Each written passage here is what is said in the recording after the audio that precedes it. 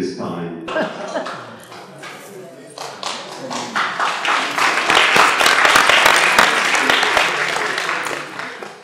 But for those of you who don't know me, I'm Andy's number 2 best man.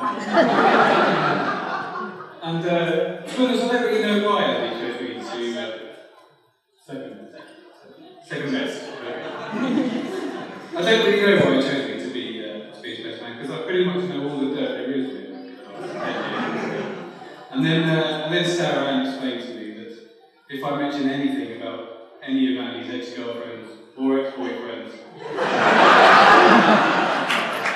or any livestock, I'll be in trouble. So I can be a bit careful.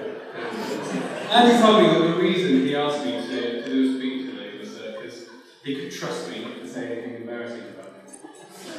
But before I betray that trust, I just want to say a little something about Sarah Ann.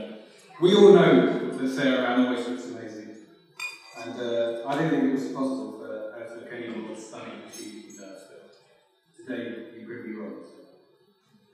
You make a beautiful bride and you look truly brilliant.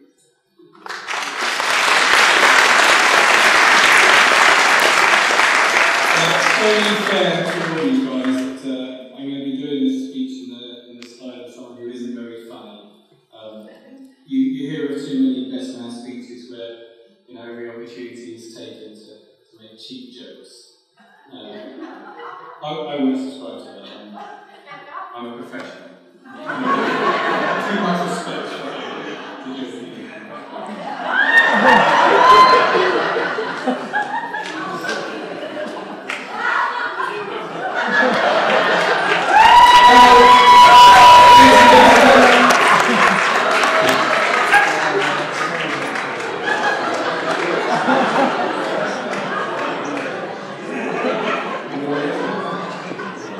It's customary on this occasion for me to drag up some embarrassing story from Andy's past.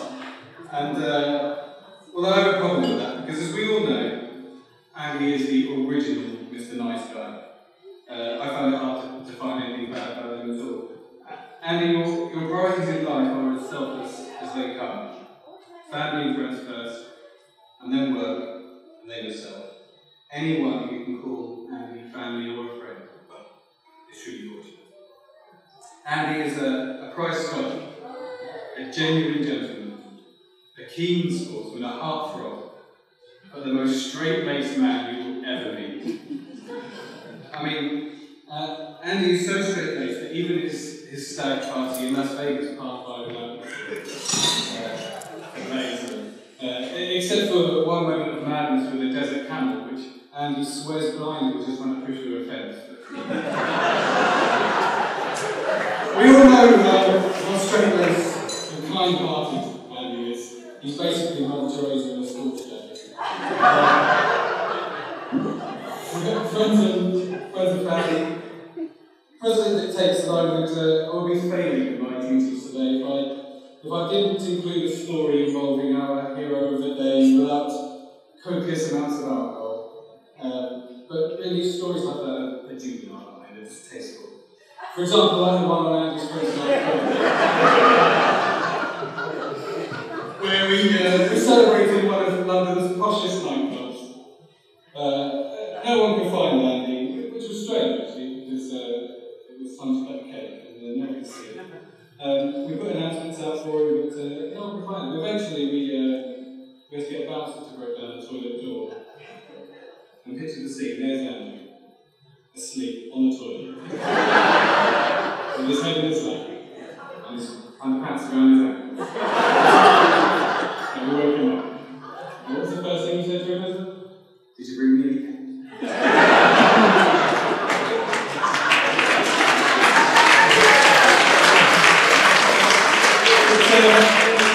It may surprise you to learn that Andy's actually quite sporty, even though he's not.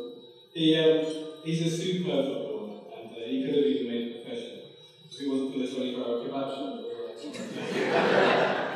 Andy, marriage is much like a football match. With teamwork and stamina, we can make a distance. Just make sure you don't have a dentist.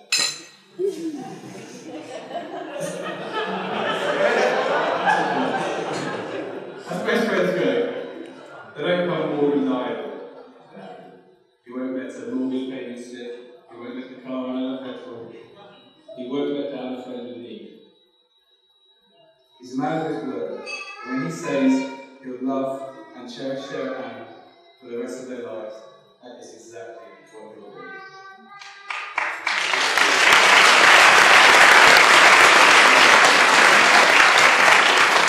Now, a life only doesn't sound a lot like fun, but it comes in many guises. You can rely on Andy to party the highest. You can rely on Andy to make you laugh and feel your sides split. And you can rely on Andy to be linked to the most beautiful girl in the room. Tonight, this is a message for Andy's uni friends and school friends. Tonight is a chance that you guys will get to meet Andy's new family. And he's asked me to ask you guys, or to tell you in fact, that the following conversations are banned from being spoken about tonight. A, Andy's secret love of cross-dressing. Which is no longer a secret, I guess. B, Andy's real A-level results. And finally, Andy's whereabouts for the time all those sheep went missing from London Zoo. Unfortunately, not all of our friends could make it today, and I was given some notes to read out from people that could be here and from out of the. So I'm just going to read those out quickly. The first one here, Sarah Ann and Andy, all the very best to you both today. My only warning to Sarah Ann would be to watch out for Andy's bottomless pit of the stomach. I imagine you're going to be spending a lot of time cooking. So we need today, but we should fantastic time and wish you both the very best for the future together. That's from Rory. There's another one here. It's hard to believe how quickly time has passed from those early university days when we met. Through the speed dating era and those crazy group holidays where you insisted we go fishing for hours and hours and hours. You have always been the guy who brought the fun, the added sophistication, and the good food to every occasion. So, and it's obvious how much you've added to Andy's life. I wish for you guys is that you'll always be each other's best friend.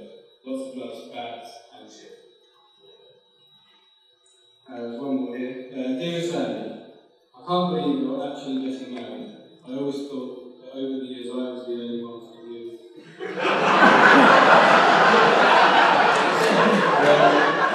Whoever you're marrying, I hope they cherish you as much as I do. Remember, if it all goes wrong, I'll be waiting for you. Always and forever, Elton John.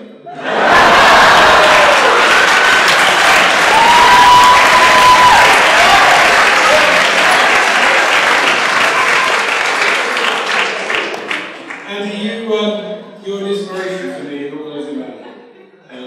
As far as I'm concerned, and the other best men are concerned, there's only one best man here today, and that's you. You deserve the best, and you deserve it.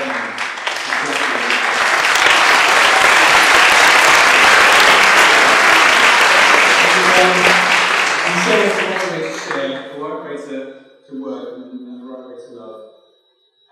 And with Sarah and by your side, you'll both show us the right way to have the ever after. Ladies and gentlemen, I ask you all with great pleasure to charge your glasses and be upstanding for the best, most beautiful things in life cannot be touched or even seen.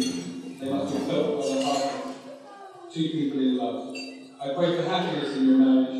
May the angels and the saints protect you, and may the sorrow neglect you.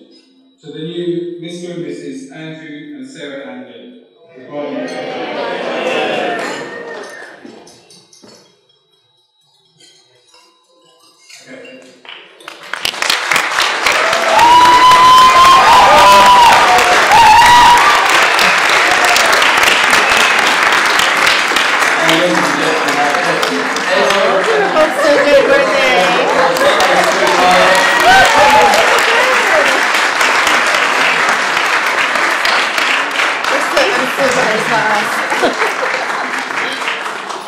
Now, ladies and gentlemen, I know that Sarah Ann and Mummy Mary Ann will be telling me, look, Ken, that food smells beautiful out there, get them out. But there's one other lady that's been approved just to come up here to say how much they all love this lovely bride of ours, Jodie. I know this is part of your schedule, and I'm